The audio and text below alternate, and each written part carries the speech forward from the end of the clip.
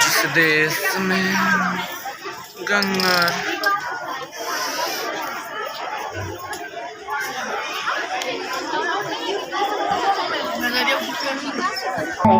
इसे लक्ष्मी, सरस्वती, माँ दुर्गा के रूप में देखा जाता है और नवरात्रा के दिनों में तो साक्षात उसे घर घर में पूजा जाता है। फिर क्या हो गया कि आज वह अपने अस्तित्व की लड़ाई लड़ रही है, वह अपने जीवन की भीख मांग रही है। अरे बेटी तो हर घर की शान है, उसी से घर में रोशनी है। बेटी तो घरों को जोड़ती है। तो आइए बेटियों के सम्मान में हम एक नाटक प्रस्तुत करने जा रहे हैं। इसका शीर्षक है बेटी बचाओ बेटी पढ़ाओ। ठीक है। मीरा, ओ मीरा, तुमने मुन्ना को कहीं देखा क्या? पता नहीं सुबह सुबह कहाँ चला गया। अभी उसने कुछ खाया भी नहीं, दूध भी नहीं पिया और स्कूल जाने की तैयारी भी तो करनी है। नहीं माँ, मैंने तो मुन्ना को नहीं देखा। मैं तो सुबह से बर्तन ही धो रही हूँ। माँ, मुझे भी स्कूल जाना है। मुझे पढ़ना लिखना बहुत अच्छा लगता है। मेरा भी दाखिला स्कूल में करा दो ना माँ। जबरदस्ती है। बढ़िया है स्कूल जाने वाली। हाँ। घर के काम काज अच्छे से सीख ले, आगे चलकर यही तेरे काम आने वाले। पढ़ लिख कर कौन सा तुझको कलेक्टर बनना है? जल्दी जल्दी बर्तन साफ कर। नहीं करेगा, नहीं करेगी। माँ जी, मीरा को भी स्कूल में दाखिला दिला दीजिए ना, उसे भी पढ़ना लिखना जरूरी है।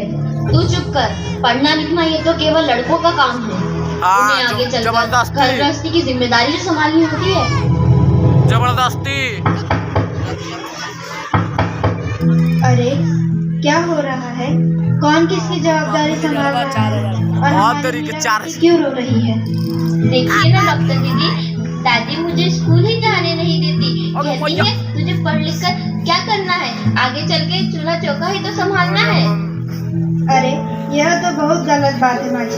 क्या आपको नहीं लगता कि हम बेटियां भी पढ़ लिख कर आगे बढ़े? आज समाज बहुत आगे बढ़ गया है माँ जी। आप किस दुनिया की बात कर रही हैं? हम 21वीं सदी में जी रहे हैं। मैं आज ही टीचर दीदी से बात कर मीरा का दाखिला स्कूल में कराती हूँ। और हाँ, मैं तो यहाँ इसीलिए आई थी कि मुन्ना को पोलियो ड्रॉप दिया कि नहीं। जगह जगह इसके कैंप लगे हैं। अच्छा हुआ बहन जी आप आ गए। अब मुन्ना को पोलियो ड्रॉप भी दे देंगे और मैं इसे स्कूल भी पहुंचा दूंगी। अच्छा मीरा, अब तुम रोना नहीं, तुम जरूर स्कूल जाओगी और एक दिन पढ़ लिख कर मेरी तरह बहुत अच्छी डॉक्टर बनूंगी। ठीक है बेटा?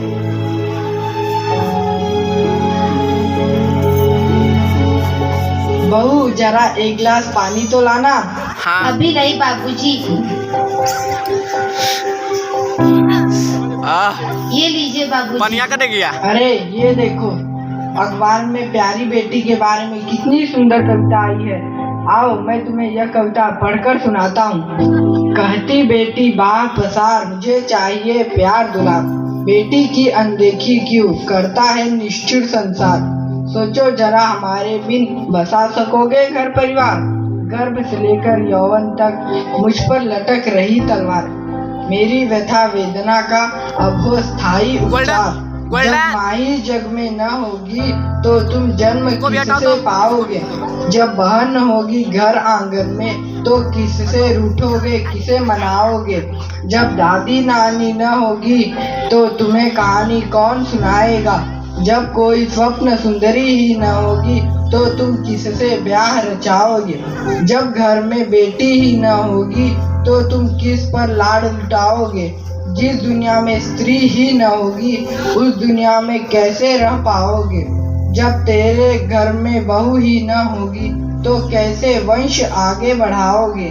नारी के बिन जग सुना है, तुम ये बात कब समझ पाओगे। हाँ तो भाग्यवान, कैसी लगी यह कविता, है ना मजेदार। काहे की मजेदार कविता, मुझे नहीं आई पसंद। अरे कोई घर में है क्या? आइए आइए टीचर दीदी, हम आप ही का इंतजार कर रहे थे। हाँ जरा मैं कुछ दिनों के लिए बाहर चली गई थी, इसलिए यहाँ नहीं आ पाई। डॉक्टर बहन जी कह रही थी आपने मेरा अभी तक दाखिला नहीं कराया। ये तो बहुत होनहार छात्रा है, हमेशा अच्छे अंक लेकर उत्तीर्ण होती है। हाँ मैं भी तो यही चाहती हूँ कि मीरा स्कूल जाए, खूब पढ़े, और मेरी यहाँ सुनता कौन है। हाँ हाँ, खूब पढ़ाओ लड़की को और बाहर भेजो। जब कुछ गलत सलत हो जाएगा ना तो मुंह छुपाने की भी जगह नहीं मिलेगी। अरे माँ जी, आप कहाँ की बात कहाँ लेकर बैठ गए। मीरा को 10वीं तक तो पढ़ाई पूरी कर लेने दीजिए, आगे की पढ़ाई के बारे में बाद में सोचेंगे। हाँ टीचर दीदी, हम मीरा को अवश्य स्कूल भेजेंगे। ठीक है। मैं उसे मेरे जैसा अनपढ़ नहीं रहने दूंगी, उसे खूब पढ़ाऊंगी। कल मीरा को तैयार रखना, मैं उसे लेने आऊंगी। क्यों दादाजी, सही कहा ना मैंने?